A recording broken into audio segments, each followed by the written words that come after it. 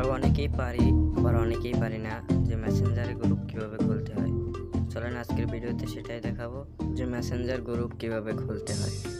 কলমের মতো আইকনটার উপরে ক্লিক করুন। তারপর প্রথমে আপনারা আছে গ্রুপ, এই জায়গায় একটা ক্লিক করুন। এখান থেকে আপনারা যা ফ্রেন্ডদের সাথে গ্রুপ বানাতে যাচ্ছেন বলে অ্যাড করে নিন।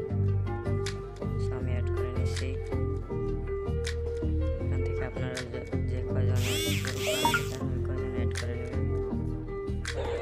সো দেখতেই পাচ্ছেন আমাদের গ্রুপ হয়ে গেছে। সো এখন আমরা গ্রুপটাকে সুন্দরভাবে নাম পরিবর্তন করব, এডিটিং করব গ্রুপটাকে। সো এখানে নাম পরিবর্তন করার জন্য নিজের নামগুলো ফিল সব লিখতে দেবেন। তারপর আপনাদের ইচ্ছে মতো নতুন একটি নাম দিয়ে দেবেন।